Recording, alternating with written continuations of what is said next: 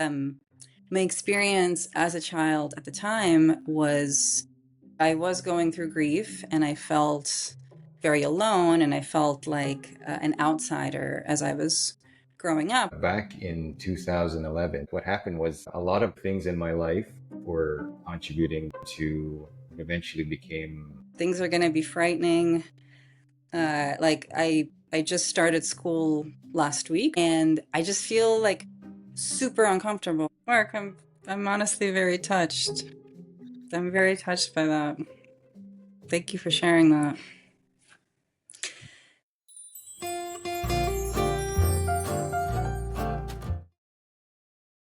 Ladies and gentlemen, welcome to the Making Your Mark podcast. I am your host, Mark Bundang, and today, as usual, I have a very special guest. Her name is Alina Yarova. Hi, Alina. Hi, Mark. How are you? Very well. I'm very excited to be on your podcast. Thank you for the invitation. It's my pleasure to have you and my privilege as well. For those of you in the audience, I'd like to tell you a little bit about how I know Alina. So back in the day, I guess it was the late 2000s, I was actually starting my own project management career, and I was starting to my first time building a team, and one of my first hires was actually Alina. And I must say, she is also one of the most memorable hires that I've had. I didn't have a lot of time with her, but I guess the 8 months that I did have with you, Alina, I knew right away that it's kind of hard to say, but like when you're good, I knew I wouldn't be able to hold on to you. I knew you were going to move on. So I did enjoy those last 8 months that I did have with you before you went off to New York. I thought we had So a year, but maybe it was eight yeah, months. I'm trying to get it as much as possible, but it is my distinct pleasure to be able to connect with you and be able to tell or help you tell your story through the Making Your Mark podcast. And I'm very grateful that you accepted my invitation. For the benefit of the audience, would you be able to tell them a little bit about your background and where you feel you made your mark? Yeah, absolutely. First of all, thank you so much. That's an incredibly kind introduction. You mentioned it already, but I think when you reached out, it was just so interesting to me that we're able to reconnect after all these years because, of course, you were my very first ever boss and my very first ever job out of college. So, there's something about there's just something interesting about kind of that journey and that reconnecting and all the years since. But to share a little bit about myself, so I am from Ukraine originally. My family immigrated to the United States when I was 8 years old, and so I grew up there.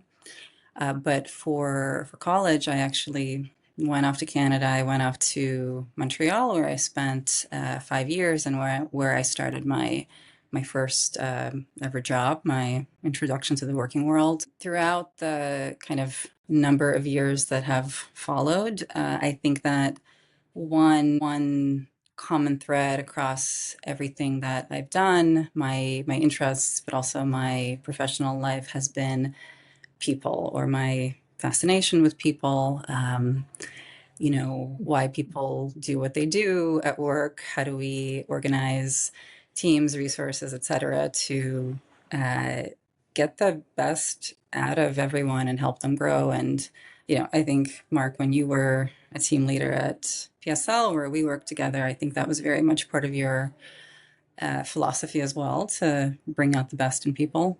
So I mentioned that as a thread through my life and through my career because I'm at a crossroads now, or rather I'm maybe on my way from that crossroads, which is to say I am really shifting gears to focus on that passion of mine full time.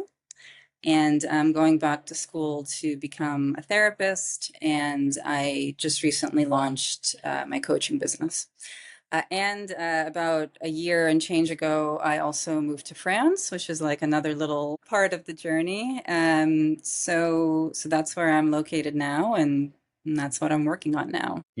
There's a lot in what you just said. I mean, there's a journey from someone who was at a very young age immigrating from Ukraine to some new place that they've probably not known a lot about, before going. And now you've just explained a little bit about how you're in France now and how you just opened your own coaching business, and now you're also studying to beginning studies in a new field. That seems like a lot. Especially in recent years, you've gone through a lot, and I'm very happy to try to dissect that a little bit, maybe get a bit more about your journey from that starting point to where you are now. So maybe we can go back to that experience of immigrating from the Ukraine at I believe it was age 8. Yeah, absolutely. It's interesting when I reflect on it because it's something that happened a very long time ago. I was a child, but it's also something that in many ways set the course of my life, and I'm certainly not, unique in that situation. Canada, by the way, I think at one point I looked it up, and some cities, like I think it was Toronto, I was reading there's over 50% non-Canadian born people that are living in the city. So just to say that sort of immigration displacement, moving around, very common part of our world. But that is to say that so much, I think, can be and is determined by things outside of our control throughout our lives, certainly. But so for me at that point, so I was 8 when we moved. There were many people leaving the former Soviet Union in a number of different waves, obviously looking for better opportunities economically for families, etc. And I think that was very much my family's and my parents' story. And they didn't know what it would look like or how it would turn out, and there was a lot less information out there back then than now, right? There was no internet yet, and so I think when they were coming to the States, they were really coming like into the darkness or into a black hole. I mean, one that promised opportunity, but I say that just because there wasn't a lot of visibility or knowledge about how things would be. So that was the starting point. And that was kind of what set off subsequent history, our evolution, and what happened, with my further schooling and my life. It's interesting.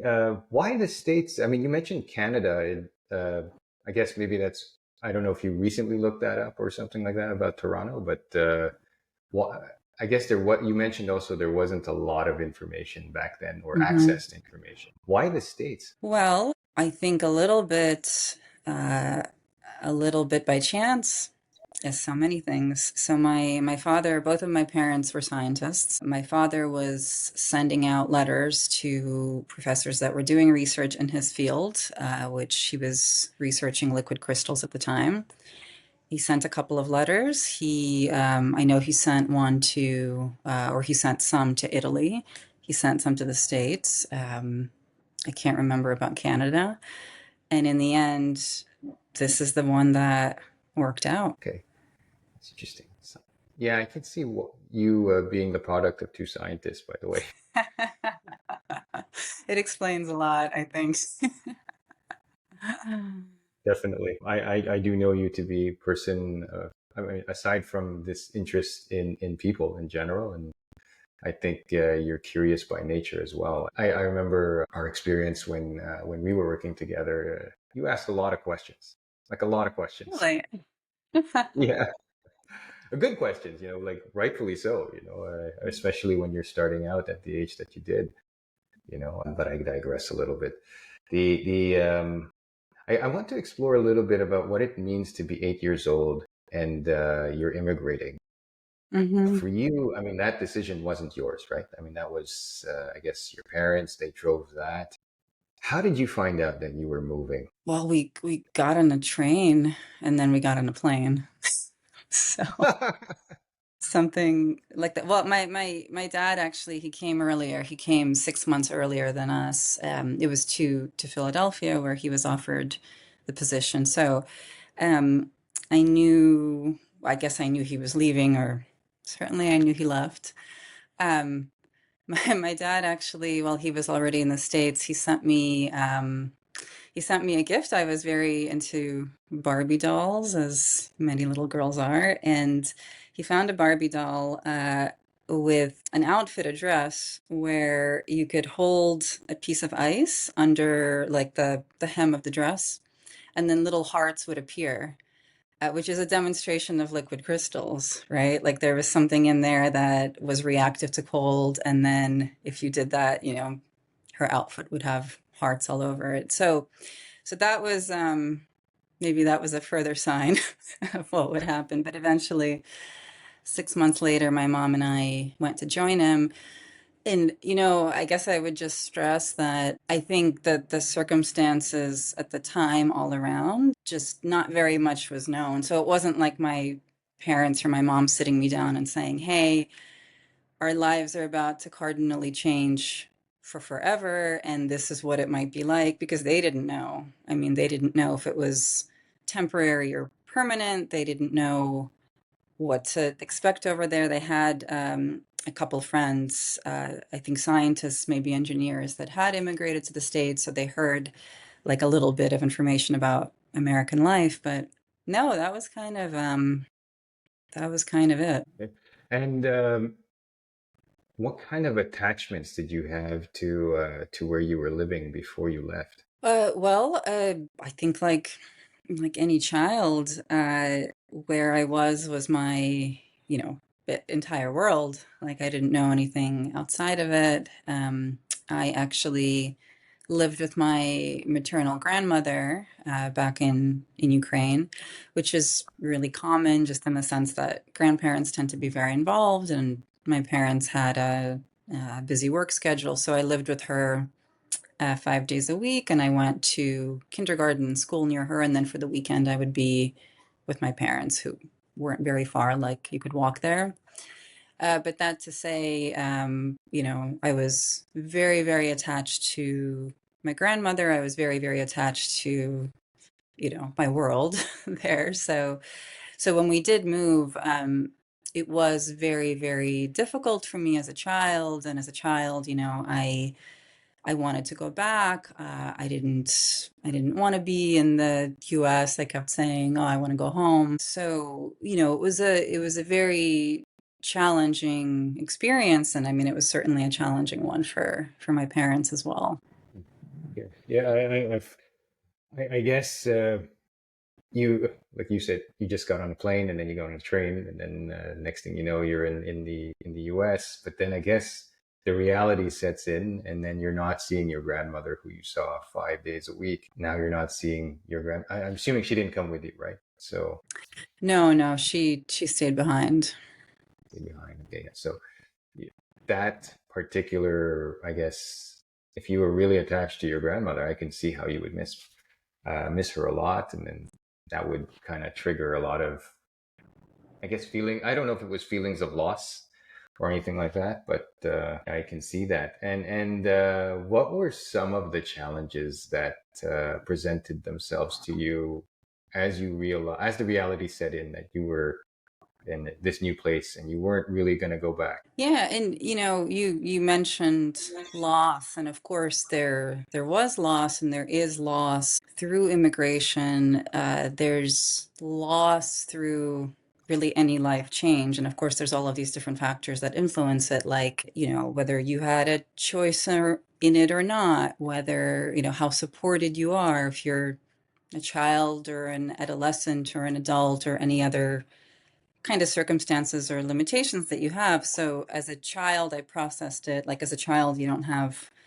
the consciousness and the tools and all of that. So it's loss that you're living through, but you don't know what's going on. You don't know what's happening to you. So I think for me, and I often get that question asked to me, like, well, so you moved at a young age. How was that?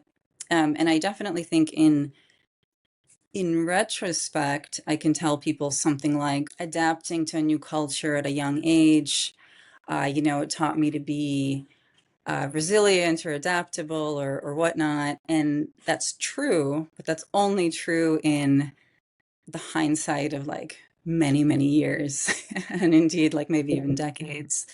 Um, my experience as a child at the time was that I felt grief, and I felt grief that I couldn't have named with that word because that's a word like adults use to express themselves. But I was going through grief and I felt very alone and I felt like an outsider as I was growing up, which I think is also, super interesting because we think about or we talk about kids as being adaptable and resilient and they are, but also kids are just like small people, so they experience everything adults experience, but because they can't always express it, because they don't always have the tools to kind of manage it, it can go differently for them.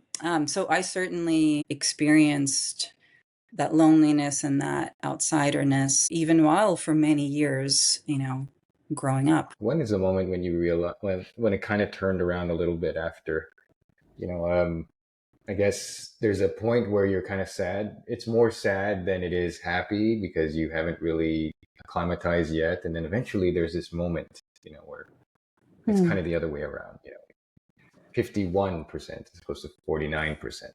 So do you have a moment like that?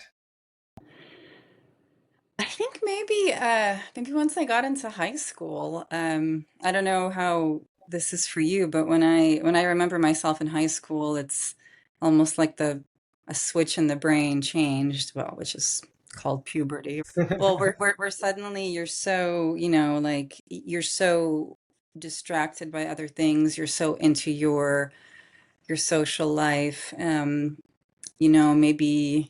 you're getting romantic interests for the first time, like there's all of these things that are happening that feel like in that kind of black and white teenage fashion, it's like, this is the most important thing in the world.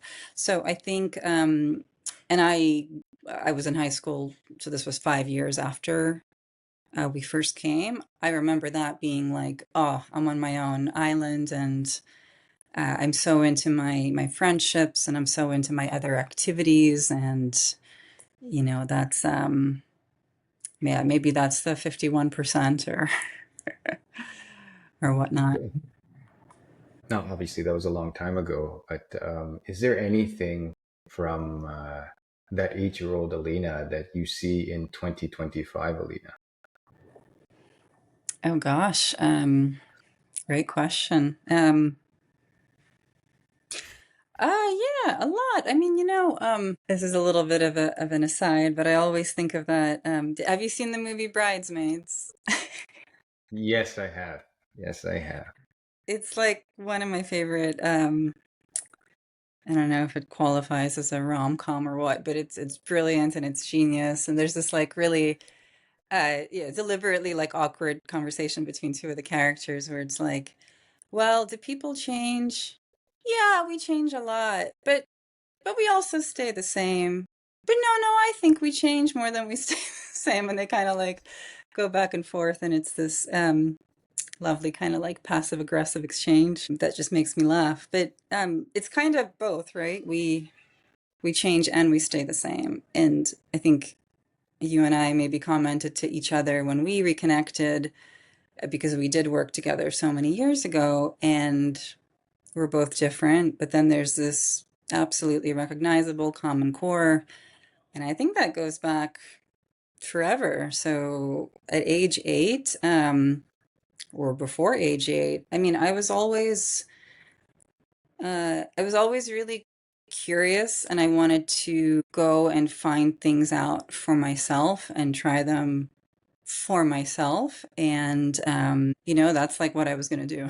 So I think that was the case before 8 and at 8 and, throughout all the years since then. Wow. And it's brought you to France and to starting a new career and starting this project. Project Pivot, I believe, is the name of it.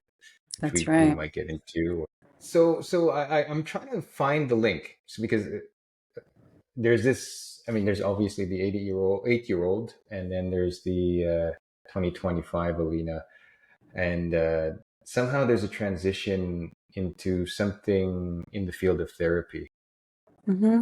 Would you like to talk a little bit about what is your, I guess your take or your interest in therapy? Yeah, absolutely. And I think that transition to wanting to support people, to wanting to dedicate myself to that work fully as a therapist and as a coach is something that developed very gradually over the years. It came from an original interest. So I studied psychology for my undergraduate degree. So it was a very early interest of mine, but I built an entire first career in healthcare business advisory. So, I didn't go into it right away. But I think, we talked about this a little bit when we were catching up, and we talked about therapy, the experience of therapy, therapy and its increasing presence in our culture, therapy as an individual client of the therapy, et cetera, et cetera. So I would say that was kind of my maybe my trajectory with it is that, I became a client of therapy, and I was fortunate to find an excellent therapist that I was able to work with her for a couple of years. I really felt like it helped me understand myself, understand how those early experiences that we've talked about at length here, how they affected me, how they contribute to who I am now, and what I kind of want to bring forth from all of that. And I think that that's really important. I'm a huge proponent of therapy. So that was kind of step one was benefiting from it. Step two was getting several of my friends into therapy through kind of sharing my experience and and some nudges. And no, I take credit for at least four people starting therapy because of my nudges. I'm assuming they needed the therapy. Well, you know, my thought on this is, look, I mean, there's been a great decrease in the stigma around mental health over the past many years, and that's wonderful. I mean, that being said, therapy still can be difficult to access for some, right? For a number of reasons, for financial reasons, etc. So, I recognize that it kind of sits in this space. But I will say that I think, I feel like each of us owes it to ourselves to dig a little bit deeper. I love that one of those like floating dictums or phrases or I don't know, famous quotes that the unexamined life is not worth living. And so I love that because I geek out on sayings like that. But I think it's true. I think it's worth turning the attention inward. I think it's worth doing the work because that's really the foundation. Everything inside is the foundation for what we bring forward into the world. So I am a big proponent of that in whatever way that people find their way to that, be it therapy or not, be it some other practice. So there was me as a client, there was me as that friend that is like, hey, we talked about you shared this with me and I thought you might be interested, and have you made that call to that have you made that appointment? So step one, step two, um and then step three, like I kind of I think spoke about it already a little bit, but I studied psychology in undergrad, but at that time, I wasn't ready for this path. And so I started my career in market research, which is where we work together. So I went through this arc of market research, then management consulting, and then health tech startups.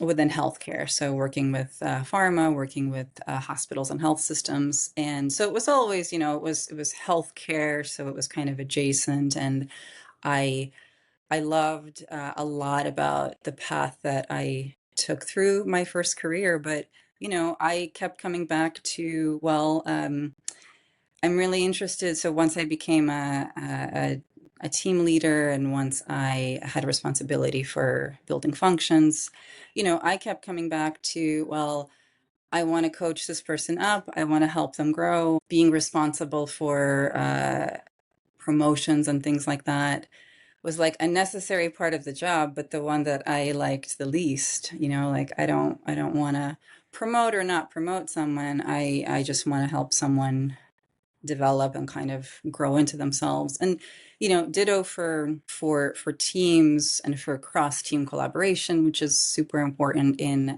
general and in startups. I had my KPIs for my group, for my department, but I was a lot more interested in, like, how can we smoothly facilitate our information exchange so that product is working hand in hand with customer success, and like we all are like centric to what we're actually who we're designing for, so I always had, I think, less of a focus on like metrics and more of a focus on how to architect something so that people can collaborate well together. So yeah, and maybe I've been talking for a little bit, so maybe you can help me pull some of the threads together. But it was a very natural thing to me in the end, toward the tail end of COVID, as I started to really reflect, that I think my next big chapter, it had to really have the focus on the thing that's most important to me, and that on the work that I want to bring forth. Can I ask you? I want to go back because this is actually for me, curiosity wise. I work with some individuals in a senior leadership role, and they are of a certain, I guess, culture or ethnicity, and they're male, right? So there's a stigma in that culture, especially for men, that like it's a sign of weakness if you seek therapy, and you can present all the logical reasons why and all the benefits, and still it's not enough to convince them to have the courage to seek out that help when they need it. How Mhm. when you were and I'm curious for you, I'm not sure what for you in when you were seeking therapy, or like what brought you to seek therapy? Did you have any of those roadblocks before, or? Yeah, the roadblocks are, they're very real. You alluded to men, you alluded to maybe a certain cultural background. So I think depending on gender, cultural background, certain professions have it. Medicine, like airline pilots, lawyers, those kind of pop into my mind. Certainly can be a really big influence. I wouldn't say that I had zero barriers, but I was someone that already was psychologically minded. I mean, it was already a subject that I studied in my undergraduate degree, so I think I had a lot less barriers than perhaps some others. But it's a tricky thing, because that, I've heard that, literally that phrase, from, you know I would say probably members of my family, of my extended family, or from my culture of origin, around, well, if you're strong, you kind of sort things out on your own. And obviously, that's not the view that kind of therapy or psychology, or any of us hold who are in this space, because the idea is quite the contrary. It's a sign of strength to ask for help, full stop. And did any of the, I guess, friends that you were able to nudge towards taking or to receiving therapy, did they have roadblocks as well, or challenges that were more profound than yours to seeking therapy? Yeah, I would say that the biggest roadblocks I've seen amongst, in my sphere, is financing and scheduling, and then also finding therapist fit. And this is kind of an interesting subject because, not to kind of go into it in depth, but there are some organizations, there are some startups that are working on this like therapist client fit aspect, but it's tricky because it can be if you have found an appointment with someone and they take your insurance and you go there and you spend half an hour kind of explaining everything, and then it just doesn't feel right. You can't maybe even quite put your finger on why, but the style of that therapist, it just doesn't feel like a match. Or maybe after 2, 3 sessions, it doesn't feel like a match. And it kind of feels like going on a lot of first dates, maybe, where you have to repeat everything all over again, and then you have to kind of connect with someone else. Um, so those are, I think, some of the next set of challenges. If, let's say, someone is kind of able to exit out of any professional roadblocks if they have them, or cultural roadblocks if they have them, it can be tricky to kind of even line it up and connect and get into the heart of the work. So I saw that with some of my friends. I think most of them worked through it and found the right help that they were looking for. But yeah, it's a real roadblock.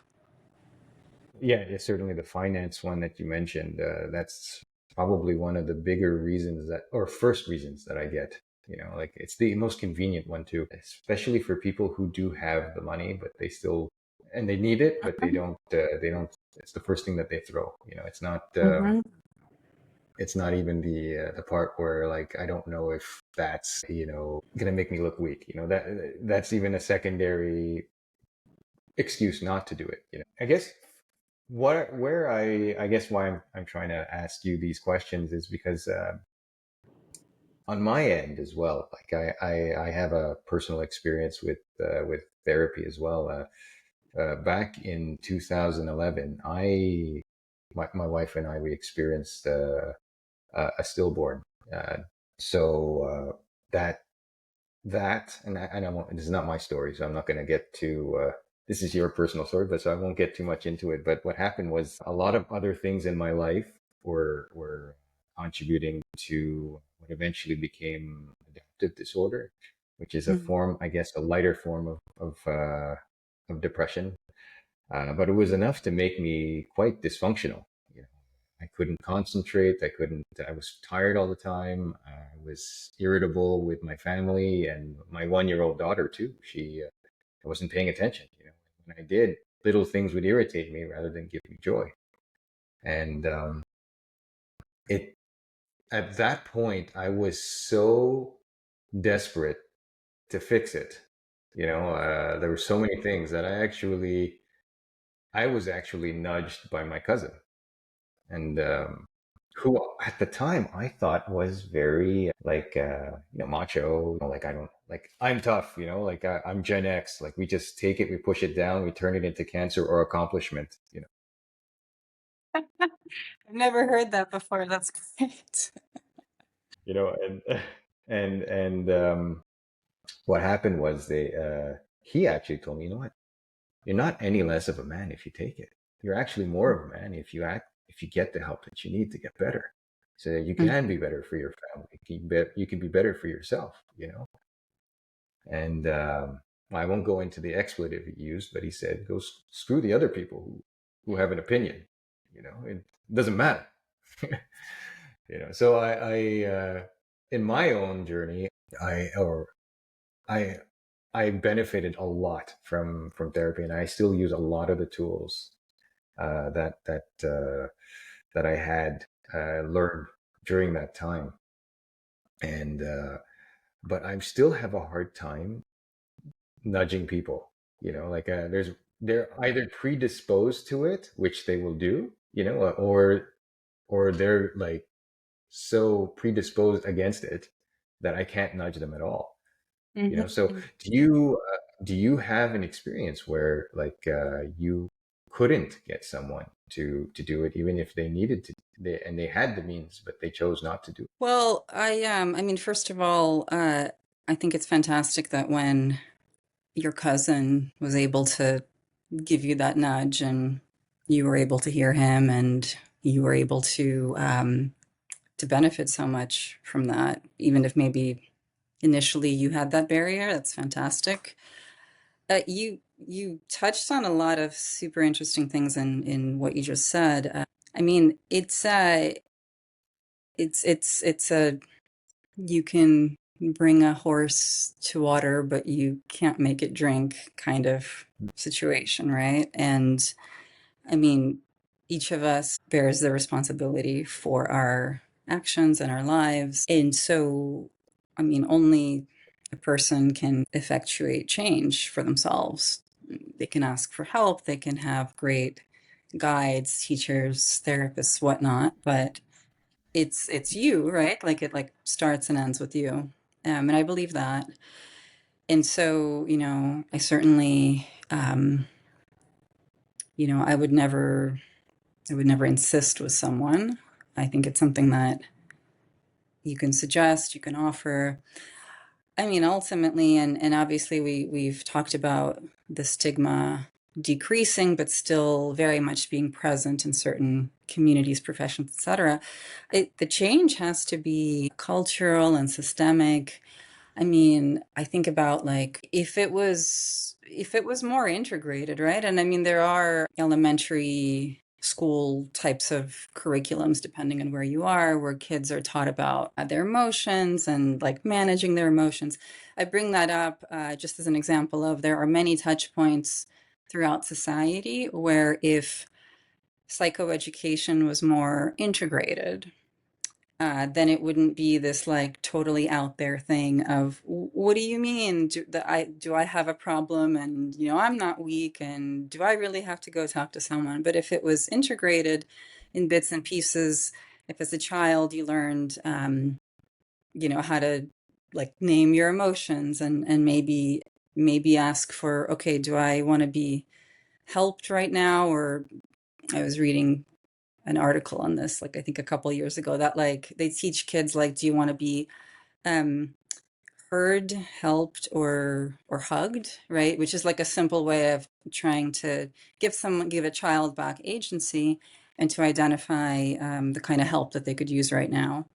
Anyway, that's just one example. But again, if we had more touch points with that throughout the society, it might be easier to then, in a moment of personal or family crisis, to reach out for help without a second thought. All these ways to lead the horse to water, but it's still the horse's choice to drink. Correct. I A get it. horse got it has to drink. Okay.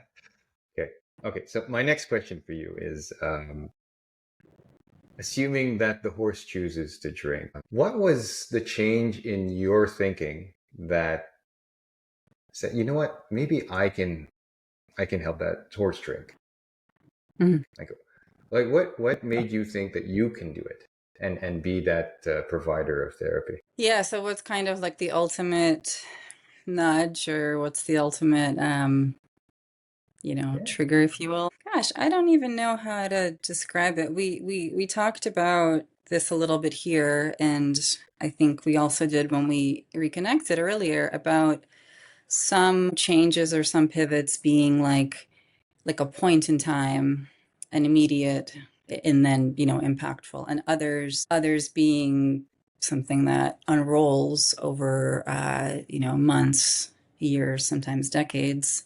So for me, I do think there was a bit of a common narrative for some of us around COVID of questioning, what do I want, what now, etc. So I would say that toward the kind of tail end of COVID, as I mulled over all of these things together, meaning my experiences, my interests, my professional path, what I wanted to experience personally, I kind of got to like a, if not now, when kind of moment that I wanted to. I wanted to change things, not change things kind of haphazardly, but I wanted to have a different experience. I wanted to take a break, and that I was growing into what will be my second career. I have a someone that I know from undergrad who also studied psychology, and she's a clinical psychologist, and she went into that path directly from undergrad. So she went and she did a PhD in clin psych.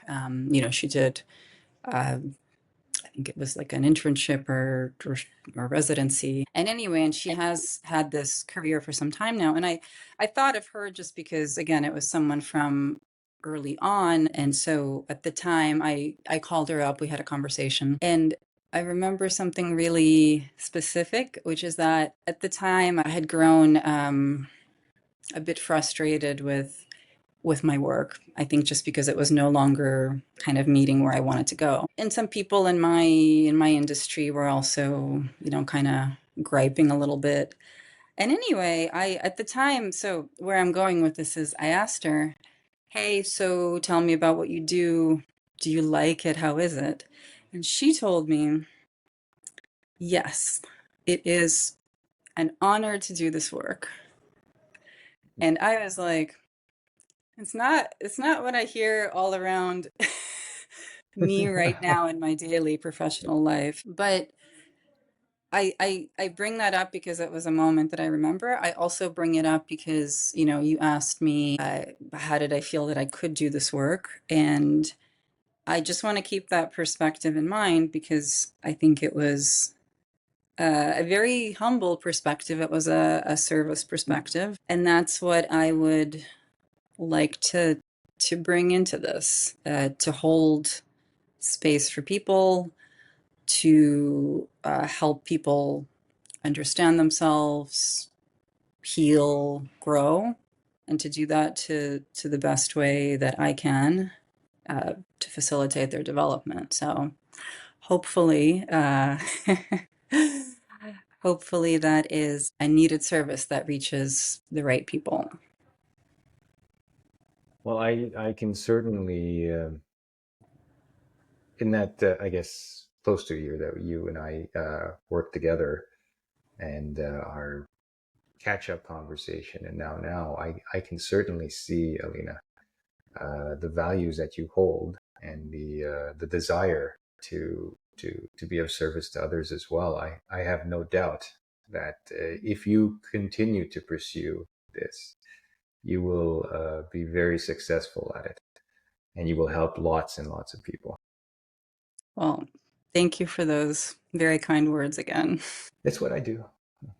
Just kidding. I wouldn't tell you anything I wouldn't tell you if it wasn't the truth. I guess for me, part of why I do this podcast is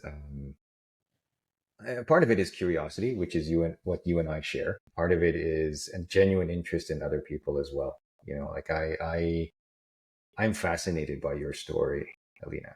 And it's a comment on you because we didn't spend that much time together in the grand scheme of things, and to have that kind of impact for me to call you. I mean, I saw Project Pivot as a post on LinkedIn randomly. Like the feed chose to show your post to me that day. And I was like, wouldn't she make what is this? Oh, she's doing that? But I thought she was in this space, you know? And then I'm like, wouldn't she make a great guest on this podcast? I would love to kind of see why did you choose this? And I love the answer that you just gave about how it led to you choosing this. Ultimately, you want to serve others. You want to do good in the world, and I think if there were more people that had the courage and the desire to do that, I think we would not have 90% of the problems that we have in the world today. Thank you again for your words. I think we live in a challenging setting for many reasons. I think, many of us ask ourselves how we can through our own actions, make change when so many things seem at much, much bigger levels that might be outside of our control. And you always get that advice of, well, but individual actions still matter. I think that can be hard to live day to day and remember that. And I mean, I don't remember that every day. But ultimately, I guess that's all we have, right? We have ourselves, we have our thoughts, our actions, our behaviors. That's ultimately like in that, schematic of inner circle of influence, outer circle, outer, like when you're thinking about what I eat for breakfast, whether my child, does her homework, maybe, maybe not, war. My hands went out of the shot. Anyway, so less and less direct control. So we are all we have direct control over, and not even then sometimes. Yeah. I it's this is an interesting segue because you talk about the like what we can do, individual action and stuff like that. You've kind of set in motion, whether it's intentional or not, that you've set a lot of actions for yourself in recent times to affect change in your life, but also eventually to be able to provide service to others in another capacity. Most recently, you moved to France, and that's a big change. How did that arise? I might echo back one of my earlier answers. It arrived both intentionally and haphazardly. So, what I mean by that is I was very sure that I wanted to make a big change in my life career wise. I thought I knew what that was, but I didn't feel that I could go from, day one this, day two something totally like drastically different. So I wanted to build in a sabbatical for myself, which is what I did. And I chose France and I chose Nice, where I am specifically. Well, a little bit haphazardly. I mean, I've been fortunate enough to travel in Europe quite a bit. I'd been to France. One of my close friends from undergraduate, actually, who also studied psychology, was French, is French, and was living in Paris at the time. And this is one of my close friends I've known for 20 years or so. And she and I were actually 3 years ago, 3 years ago, on vacation here in the south of France. And we came to Nice and we thought it was very nice. Haha.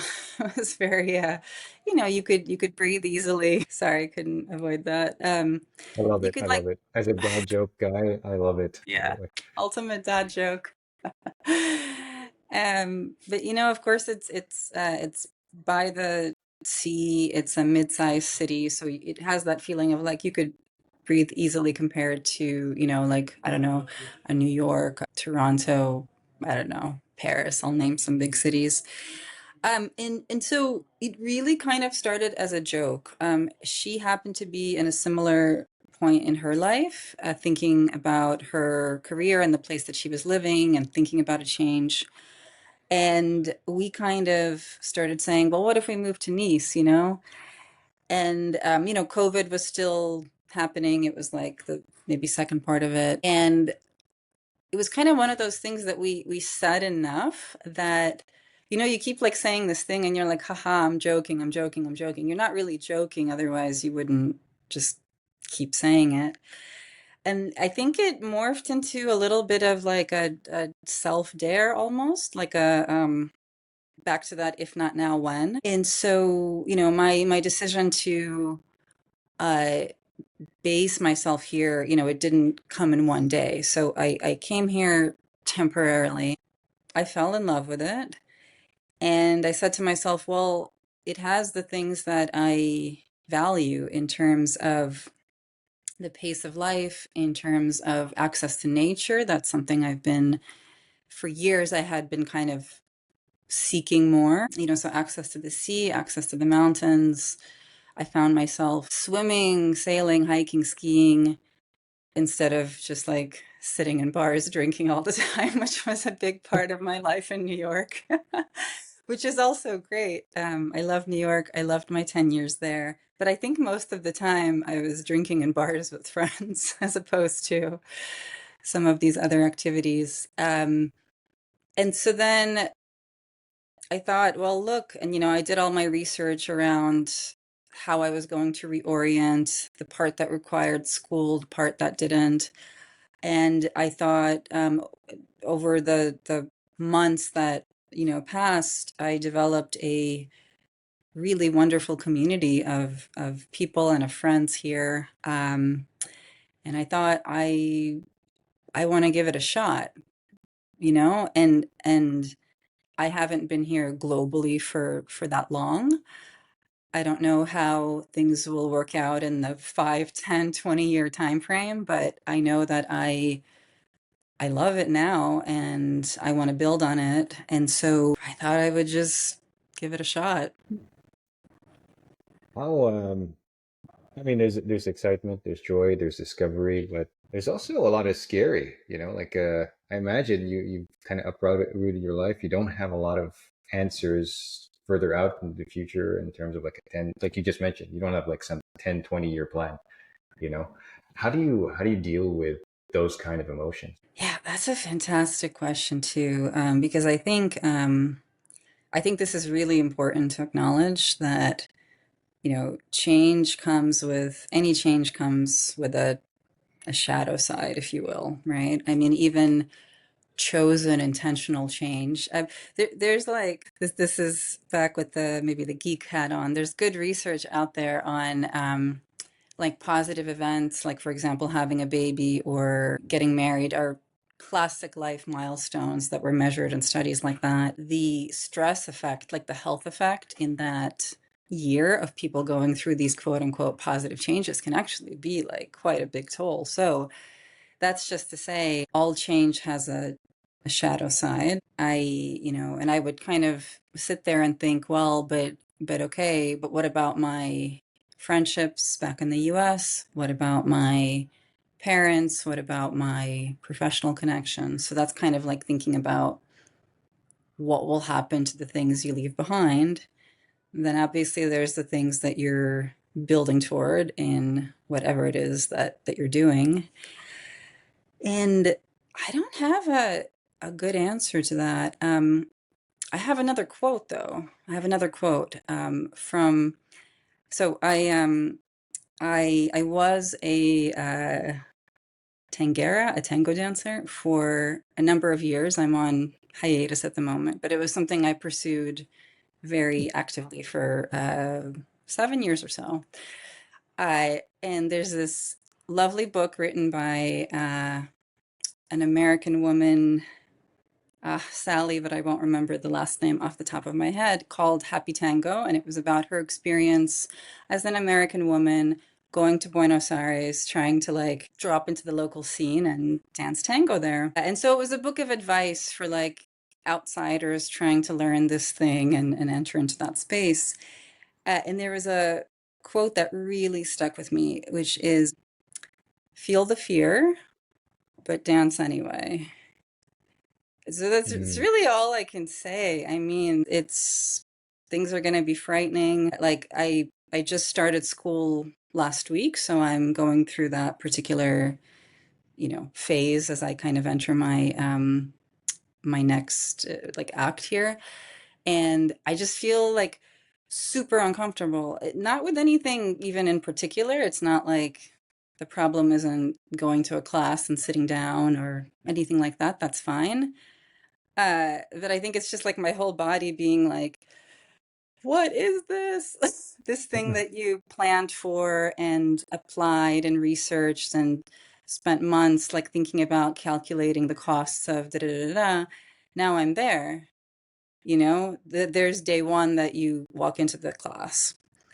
There's going to be another day where you take an exam. There's going to be another day where you get a mark that you don't like and you're worried.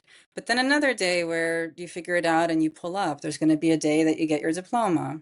There's going to be a day that you get your first client. You see where I'm going with this. It's just like, I don't know. It's easier said than done, but it's like one foot in front of the other. Feel the fear, dance anyway. I love that a lot. That's thank you for sharing that particular quote and that particular experience as well. No matter how many people tell me, they take it one day at a time. Mm, you're like, go. It's like I have so many problems. You take it one day at a time. Oh, but I love. It's just something about what your story about like it takes a lot of courage. And then at some points you don't even know that it does. You just do. But I mean, luckily, one of the things that this podcast does is it helps you it helps the guest during the process, leading up to the recording session to kind of reflect, and oh yeah, I did do that. That did happen. That is a big deal. And so I do want to acknowledge that. It's for me, it would be scary to kind of just all of a sudden I'm living somewhere else, even though there's so many benefits to it that you mentioned about access to nature, and then you built a community. Still, what you've left behind was this that was your life. Mhm. So the best advice you could give is what you've already given. Dance anyway. Well, I love it. I love it.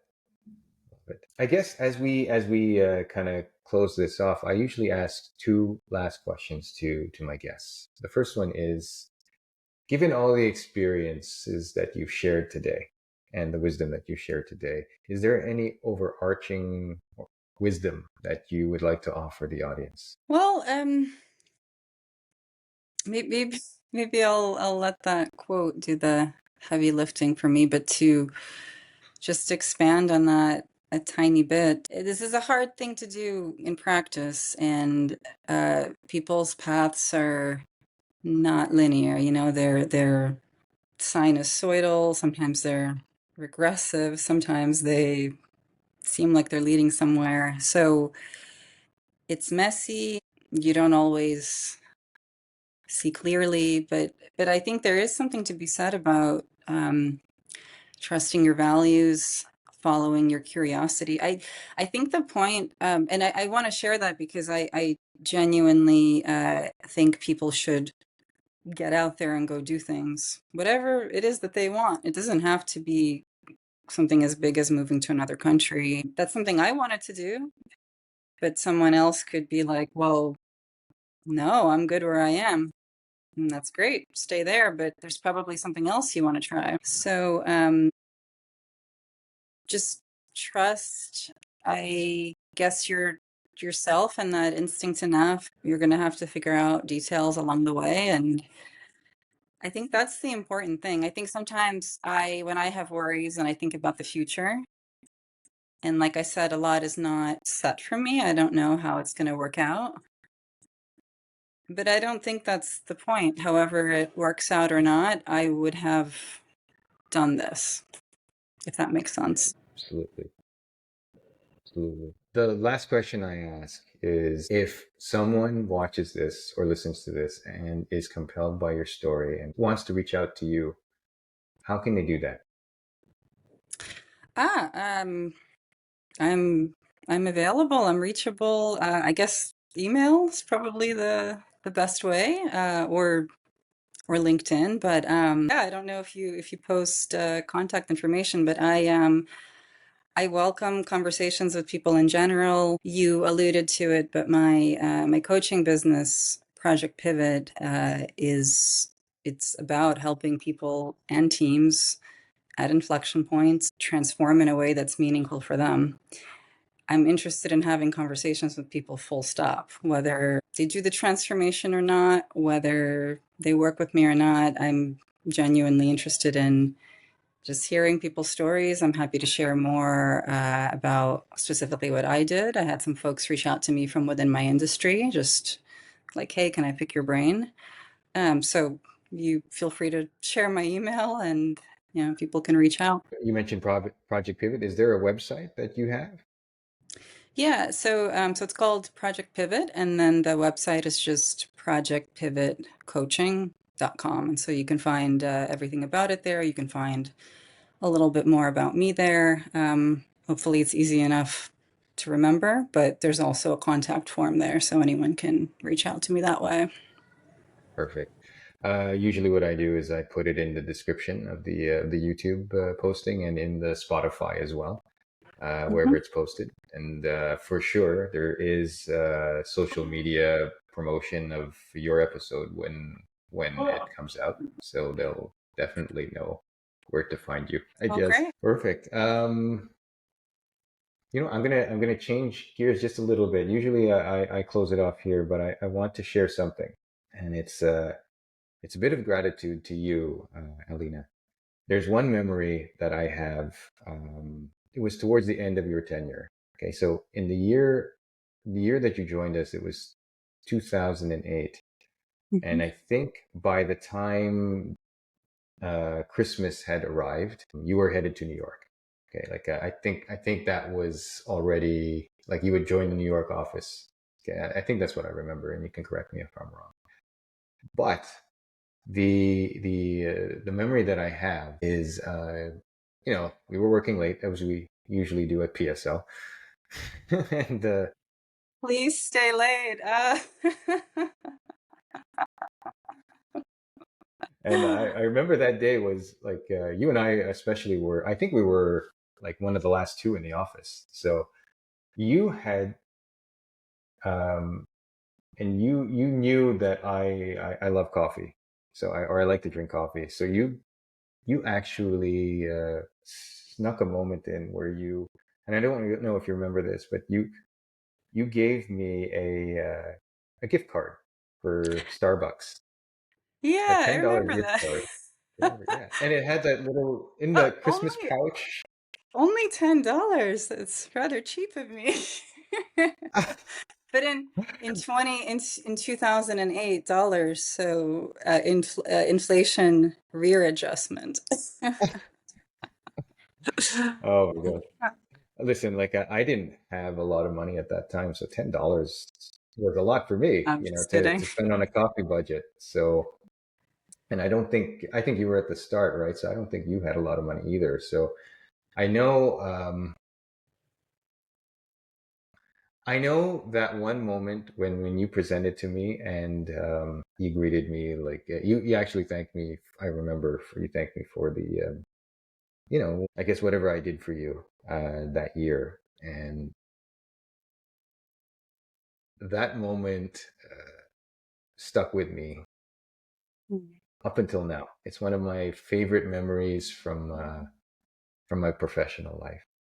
So it's what I think about sometimes when it pops up when I'm fed up with people, like, managing people, directing people. Like, and they're like, why can't you, like, why, and but then I remember those moments, and I remember that it's a reminder of me of my own impact, but it's also um, like it's a statement about you, and what kind of person you are. And I wish you all the luck in the world and all the success in the world, because I know the more success you have, the more that people will be helped by Alina. So thank Well, you. Mark, I'm honestly very touched. I'm very touched by that. Thank you for sharing that. My Thank you for pleasure. sharing that. And I wonder if I can just kind of like piggyback on that because I think maybe this joins up our common or shared philosophy. I think that the story that you told and the impact of that memory on you all these years later is an example of how like these small moments or these small gestures they matter. And you know, I know sometimes I take them in my life, and sometimes I think, like all of us, you're too tired or distracted, and you might have wanted to do a nice gesture for someone or say a nice word or just an extra moment to say, hey, you helped me, that thing you did or said that really helped me, and you just don't, because life. So I think that's like a nice thing to end on, is a reminder to everyone, like a call to action to, if you want to give someone a $10 gift card, go for it. If you have something to say, if it's a moment where, like, don't walk out of the room, and just be like, I could have, like, I could have told them I appreciate them. We should just remind ourselves that, well, as much as we can.